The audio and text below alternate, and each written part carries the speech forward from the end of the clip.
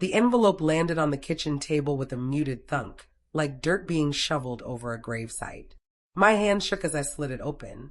The seal from the private investigator was already half peeled, my fingers too desperate to wait. Inside were photographs, grainy, unforgiving, snapped from across a dim motel parking lot. Photo 1. Sarah, her arms around a man I recognized immediately. He'd smiled in the front row at our wedding. My stomach seized. The coffee I'd forced down earlier clawed its way up my throat. I swallowed hard, then forced myself to flip to the next image. There she was again, my wife of 9 years, laughing, her fingers hooked into the collar of Mark. Mark, the same man who once clinked glasses with me and said, "I'll keep an eye on her if you ever travel." The betrayal didn't feel like a stab. It felt like a chainsaw running through every memory I'd ever stored as ours. I'd hired the investigator 3 weeks earlier, after the late-night girls' nights, the sudden new outfits, the perfume that clung to her like someone else's cologne. I told myself I was paranoid. I told myself marriage needed trust. But doubt is slow poison. The night I called the PI, half of me was already dead. His name was Harlan, former cop, voice like sandpaper. He promised only evidence, never opinion. I paid cash, gave him Sarah's schedule, then spent each night staring at the ceiling, rehearsing the confrontation in my skull. I imagined tears. I imagined apologies. I imagined the two of us trying to rebuild. What I never imagined was her friends. His report was clinical, timestamps, car plates, hotel room numbers, until page 7. That's where my pulse stopped. 2 more women flagged. Leah and Vanessa, both captured at the same bar. 3 separate nights. Leah, maid of honor at our vow renewal, the one who sobbed hardest. Vanessa, the yoga teacher who sent Sarah those self-care heart emojis at 2 a.m. A photo showed the 3 of them clinking glasses, leaning close, glancing toward the exit like they knew someone might be watching. Harlan's notes were cold. Possible coordinated cover. My lungs squeezed tight. This wasn't just infidelity. It was a network. At work, I drifted through the day like a ghost. People asked if I was sick. I muttered something about bad food and locked myself in the supply closet to scroll old group chats.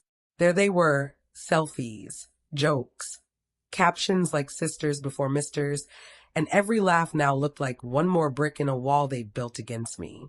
I pressed my forehead to a shelf and cried silently, angry tears with no place to land. That night, I waited in the dark living room. The PI's folder sat under a pile of unopened bills.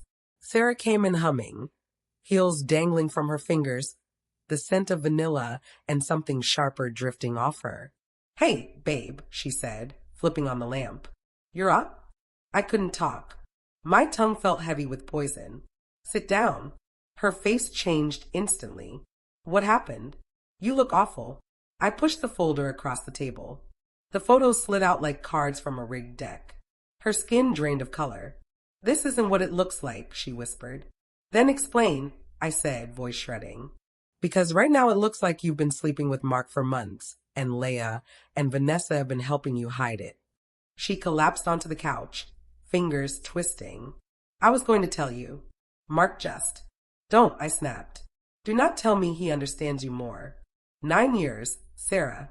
9 years of bills and miscarriages and 2 a.m. fights about who takes out the garbage. I held you when your father died. I learned how to make your oat milk foams the way you like them. And you threw all of that away. For a man who wears boat shoes with bare feet." Her tears fell. I couldn't tell if they were genuine. "I was lonely," she said. I laughed, brittle, hollow. "So was I. And I didn't run off to find someone to fix it." She tried grabbing my hand. I pulled back. "We can fix this, Alex. Therapy. A break. Something." I stood up, legs shaking. "No, not when your friend smiled at me last Sunday while you were in a hotel room with him." I grabbed my keys. "I'm getting a hotel. Tomorrow I call a lawyer." "Alex, please." I paused at the door. "You know what hurts most? Not even Mark. It's that Leah and Vanessa were part of it. I trusted them too. And they chose your lies over my loyalty." I stepped outside. The November air sliced clean against my skin. I walked to the car like every step was another brick of our life turning to rubble. Her silhouette stood framed in the doorway behind me, but I didn't turn back. The investigator's last recommendation echoed. Advise immediate confrontation to prevent further coordination. I'd done that. But the real damage was the death of illusion, love, friendship, trust, all collapsing into ash. The next morning I met Harlan at some diner that smelled like burnt coffee and disappointment. He slid a USB toward me. Audio from the bar cams. Are you sure you want to hear it?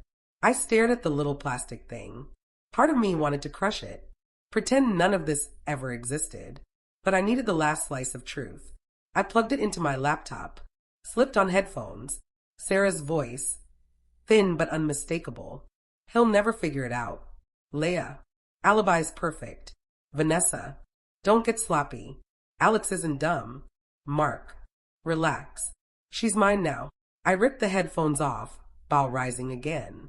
Harlan just watched, eyes of a man who had seen love rot 1,000 times before.